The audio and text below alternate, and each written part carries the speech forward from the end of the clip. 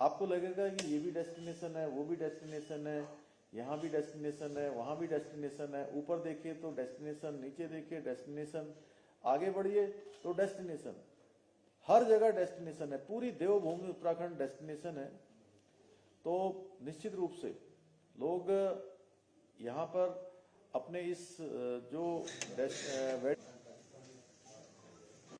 आयोजित किया है, जिसमें हमने पूरे भारत के करीब 75 से अधिक ऐसे वेडिंग प्लानर्स चुने हैं जिन्होंने करीब 50 से अधिक 100 से अधिक शादियां वेडिंग प्लानर्स के रूप में करवाई हैं। इसमें से दिल्ली से, गुरुग्राम से, फरीदाबाद से, नोएडा से, ग्रेटर नोएडा से, गाजियाबाद से, मेरठ से, उत्तराखंड से हमने पहली बैठक में ऐसा किया है कि उत्तर भारत से जो प्रमुख वेडिंग प्लानर्स हैं उनको लिया जाए। और इस बैठक में मैं उत्तराखंड के यशस्वी मुख्यमंत्री, जिनके नेतृत्व में उत्तराखंड दिन दुनिया रात चौगुनी उन्नति कर रहा है और पिछले 2.5 वर्ष के उनके कार्यकाल में इतने ऐतिहासिक निर्णय हुए हैं जिसके लिए कहा जा सकता है वो भूतो न भविष्यति है। उनसे आग्रह करूंगा कि हमारे जो वेडिंग प्लानर्स हमारे साथ जुड़ चुके हैं उन्हें संबोधित करें और उत्तराखंड की जो किसी को कैसा भी चाहिए वो मिलेगा, बस थोड़ा सा ये वेडिंग डेस्टिनेशन कराने वाले ऐसी कुछ सुविधा सर आपके लिए हमारे यशस्वी भी कराया है। आज हमारे सभी जुड़े हुए हमारे सभी श्री पराग जी करें और अपने विचार साझा करें। आदरणीय मुख्यमंत्री, आज हमारे सभी वेडिंग प्लानर्स की इस वर्चुअल बैठक में यहाँ पर उपस्थित आज हमारे सचिव श्री मीनाक्षी सुंदरम जी, श्री पराग जी एवं हमारे कोऑर्डिनेटर श्री गुड्डू जी और गौरव जी और तरुण जी, तीनों लोग।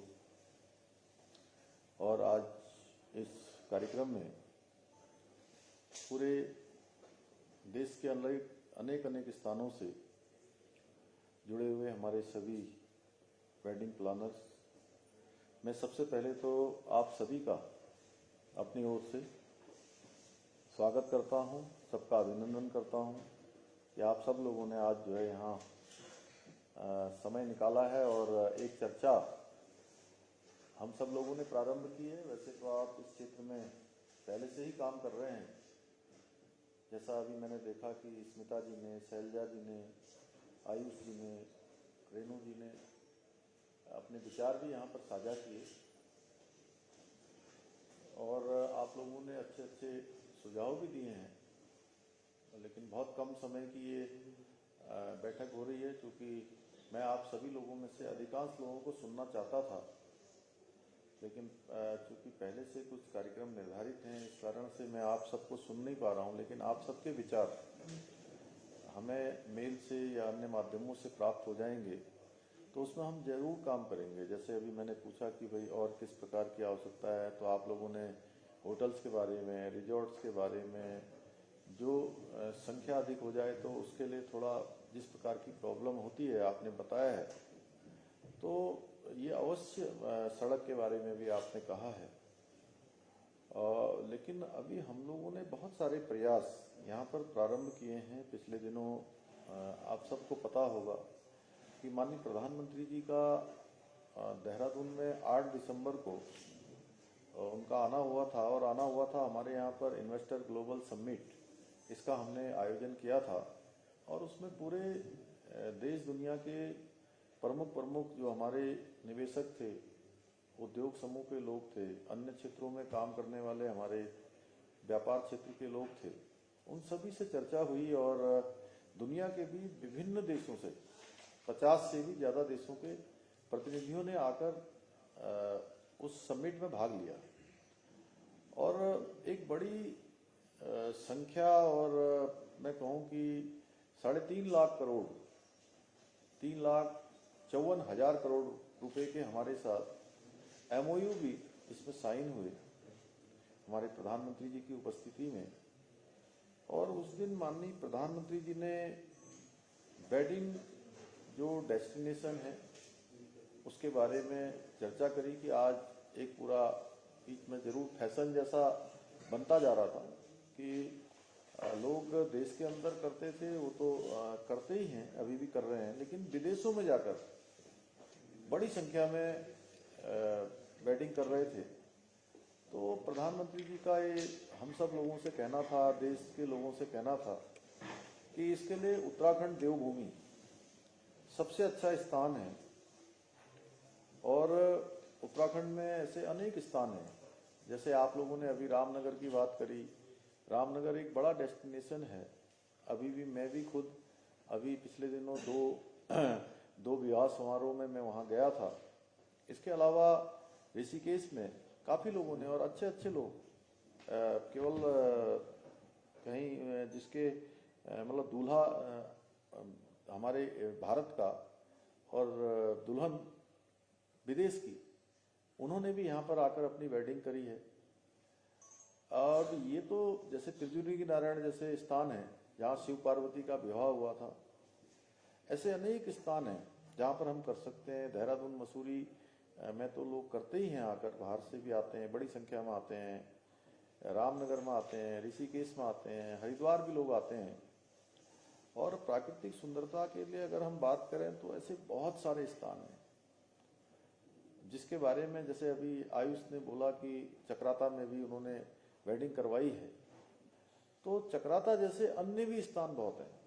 ये जरूर है कि अभी वहाँ पर जो हमारे यहाँ इंफ्रास्ट्रक्चर है उसको हमें डेवलप करना है, उस दिशा में काम कर रहे हैं। और इसलिए हमारे पास जो मीनाक्षी सुंदरम जी यहाँ बैठे हैं, मैंने इनसे आज कहा था कि ये बैठक में रहें।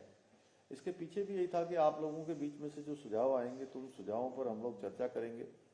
ये उत्तराखंड इंफ्रास्ट्रक्चर इन्वेस्टमेंट बोर्ड जो हमने बनाया है, उसके भी आप पूरे CEO हैं, चीफ एग्जीक्यूटिव ऑफिसर हैं, और उसका काम भी ऐसे वेडिंग डेस्टिनेशन को बनाना, वहाँ पर होटल से, रिजॉर्ट से संबंधित, इंफ्रास्ट्रक्चर से संबंधित जो भी सुविधाएं हो सकती हैं, जो एक सामान्य व्यक्ति को एक, क्योंकि हमारे पास ये भी कैटेगरी करनी पड़ेगी कि किस प्रकार के लोगों के लिए हमने किस प्रकार की व्यवस्था करनी है। कुछ लोग अधिकतम खर्चा करना चाहते हैं, जैसे अभी रेणु जी ने कहा कि ताज इत्यादि में जो है सभी नहीं रह सकते, ये बात बिल्कुल सही है। तो हमको जो मध्यम वर्ग के लोग हैं उनके लिए भी हमको इसमें व्यवस्था करनी होगी, और सबके बारे में सोचकर, क्योंकि उत्तराखंड आना अब दिल्ली NCR से तो बहुत आसान है। अगर आप रामनगर जाना चाहेंगे तो रामनगर भी 4 से 5 घंटे में आसानी से पहुंच जाएंगे। आप उससे आगे नैनीताल जाएंगे तो हम बहुत जल्दी पंतनगर का जो हमारा एयरपोर्ट है, वो एयरपोर्ट हमारा चालू हो गया है, और वहाँ पर दिल्ली से लगातार फ्लाइटें चल रही हैं, देश के अन्य जयपुर से फ्लाइट चल रही हैं। अभी हम बनारस, अयोध्या, सभी स्थानों के लिए फ्लाइट चला रहे हैं। और भी जो आप लोगों के सुझाव होंगे उस पर भी हम काम करेंगे। हमने अपने उत्तराखंड की हवाई सेवा भी यहाँ पर प्रारंभ की है। तो ऐसे मैं कहूँ, जैसे मैंने नैनीताल, रामगढ़, रामनगर, इन स्थानों की बात की है, वहीं ऋषिकेश के आसपास, देहरादून के आसपास हमारा ये एयरपोर्ट लगभग आज 40 हवाई सेवाएं पूरे देश से आज चल रही हैं। देश के प्रमुख शहरों से यहाँ के लिए सभी फ्लाइट हैं। मुंबई के लिए फ्लाइट है, बेंगलोर के लिए, अहमदाबाद के लिए, दिल्ली के लिए तो लगातार है, लखनऊ के लिए फ्लाइट है, इंदौर के लिए फ्लाइट शुरू हो गई है, जयपुर के लिए फ्लाइट है। तो ऐसी अनेक सेवाएं यहाँ से चल रही हैं। और रोड की बात हम करें तो दिल्ली से देहरादून आना मुश्किल से, आने वाले समय में इस साल के अंत तक हमारा एलिवेटेड रोड जब शुरू हो जाएगा तो 2 घंटे से 2.5 घंटे के बीच में आप दिल्ली NCR से देहरादून पहुंच जाएंगे। तो बहुत नजदीक है, प्रकृति के नजदीक है। और जो ऐसे हमारे यहाँ बहुत सारे धार्मिक स्थल भी हैं, 4 धाम है, 4 धाम के साथ साथ हमारे आदि कैलाश से लेकर जागेश्वर धाम तक अनेक स्थान हैं। अभी आप लोगों ने पिछले दिनों देखा होगा, माननीय प्रधानमंत्री मोदी जी जौलीकौंग में आदि कैलाश गए थे। बहुत हमारा आस्था श्रद्धा का स्थान है, और उधर कैलाश मानसरोवर है, इधर हमारा आदि कैलाश है। बिल्कुल सीमांत क्षेत्र, और ऐसे ऐसे स्थान हैं जिसके बारे में केवल हम लोगों ने कभी दूर से देखा है, जिसकी कल्पना की है, वो यहाँ पर दिखता है। प्राकृतिक सुंदरता से परिपूर्ण है, जिन्हें फिल्मों की शूटिंग के साथ साथ प्री वेडिंग शूट के लिए भी आज अनेक लोग यहाँ पर आ रहे हैं। वेडिंग के लिए थोड़ा सा अभी क्योंकि अन्य सुविधाओं की आवश्यकता होती है, लेकिन जो प्री वेडिंग शूट होता है उसके लिए आ रहे हैं। और उसके लिए कई बार अभी मैं एक आप सबसे साझा करना चाहता हूँ कि मैं काफल एक सीरीज बन रही थी वहाँ नैनीताल में, उन्होंने मुझे भी एक दिन बुलाया था, मैं गया था उनके बीच में। तो वहाँ मुझे कुछ लोगों ने पूछा कि आपके यहाँ और कौन कौन से डेस्टिनेशन हैं, तो मैंने उनसे कहा कि आपको जितने डेस्टिनेशन मालूम है उससे सैकड़ों गुना ज्यादा डेस्टिनेशन अभी उत्तराखंड में है। आप जिधर चले जाइए, आप जिधर आपकी नजर जाएगी, आपको एक नया डेस्टिनेशन दिखाई देगा। आपको लगेगा कि ये भी डेस्टिनेशन है, वो भी डेस्टिनेशन है, यहाँ भी डेस्टिनेशन है, वहां भी डेस्टिनेशन है। ऊपर देखिए तो डेस्टिनेशन, नीचे देखिए डेस्टिनेशन, आगे बढ़िए तो डेस्टिनेशन, हर जगह डेस्टिनेशन है। पूरी देवभूमि उत्तराखंड डेस्टिनेशन है। तो निश्चित रूप से लोग यहाँ पर अपने इस जो वेडिंग है, इस वेडिंग को हर कोई चाहता है यादगार बनाना। और आज एक हमारे यहाँ पर एक युवा पीढ़ी में इसका क्रेज भी बहुत बढ़ गया है, क्योंकि विवाह जीवन में एक ही बार होता है और अपने विवाह को हर कोई यादगार बनाना चाहता है। आप सब मेरे से ज्यादा जानते हैं कि उनकी क्या सोच होती है, कितना वो सोचते हैं। और हम सब चाहते हैं कि ये मौका यादगार बने, इसीलिए लोग बहुत सारा पैसा लगाकर अभी तक विदेशों में जाते रहे हैं। इसे देखकर ही माननीय प्रधानमंत्री जी ने कहा क्यों न ऐसी डेस्टिनेशन वेडिंग आप लोग उत्तराखंड में करें, क्योंकि उत्तराखंड देवभूमि है। यहाँ हर जगह भगवान का वास है, हर जगह कोई न कोई देव स्थान है, कोई न कोई धार्मिक स्थान है। यहाँ की शुद्ध हवा है, मिट्टी और इसका पानी दोनों ही देव प्रसाद के समान है। यहाँ पर शिव पार्वती का भी विवाह हुआ था, त्रिजुगी नारायण यही है। यहाँ जागेश्वर धाम है, बद्रीनाथ, केदारनाथ, गंगोत्री, यमुनोत्री जैसे अनेक मंदिर हैं। अभी आदि कैलाश, रामनगर आप सब जानते हैं। तो इसलिए हमने आप सभी के सुझावों को लेकर आगे इस पर बढ़ने का सोचा है। इस पर हम काम करेंगे। आप सबके सुझाव बहुत महत्वपूर्ण है। तो निश्चित रूप से सभी लोगों को आज आप सबके माध्यम से अगर यहाँ की जो यहाँ का जो सौंदर्य है, यहाँ की जो प्राकृतिक विरासत है, प्राकृतिक चीजें हैं, यहाँ पर जिस प्रकार का पर्यावरण है, जिस प्रकार की सुंदरता है और विविध जो प्रकृति है अपने आप में जो जीवन जीने के लिए जरूरी है, वो सब अगर कहीं प्राप्त होती है, कहीं मिलती है, तो देवभूमि उत्तराखंड में मिलती है।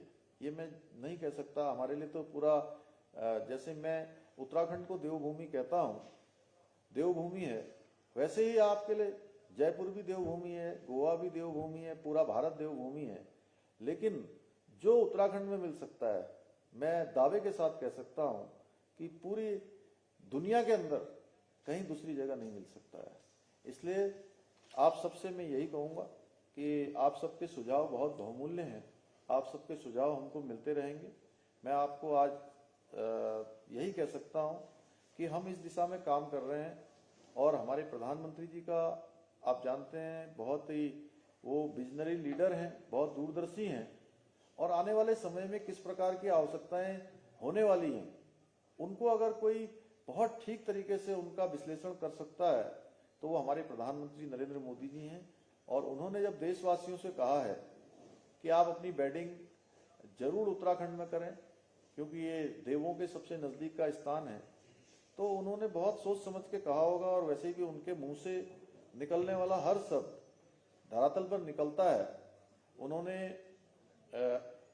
आज से लगभग 2 साल पहले, 3 साल पहले भगवान केदारनाथ जी के प्रांगण से कहा था कि 21वीं सदी का तीसरा दशक उत्तराखंड का दशक होगा। तो आज हर तरीके से उत्तराखंड आगे बढ़ रहा है, चाहे वो रोड की बात हो, रेल की बात हो, रोपवे की बात हो, हवाई सेवाओं की बात हो, तेजी से कनेक्ट हो रहा है और पूरे देश दुनिया के लोग आज उत्तराखंड आ रहे हैं। तो निश्चित रूप से हम भी अपना सौभाग्य मानते हैं कि हमें सबका आतिथ्य करने का सौभाग्य प्राप्त हो रहा है और आप सब लोग इतनी बड़ी संख्या में जुटे हैं। मुझे पूरा विश्वास है, अभी तो हम लोग ये वर्चुअल संवाद कर रहे हैं, आने वाले समय में हम लोग आमने सामने बैठकर भी इस प्रकार का संवाद करेंगे, आपके बहुमूल्य सुझाव लेंगे और निश्चित रूप से आप सब जिस काम में लगे उत्तराखंड राज्य आपकी सहायता कर पाएगा, मुझे पूरा भरोसा है। एक बार फिर से मैं आप सभी का अपनी ओर से बहुत धन्यवाद करते हुए, आप सबको शुभकामनाएं देते हुए अपनी बात समाप्त करता हूं। बहुत बहुत धन्यवाद सभी का।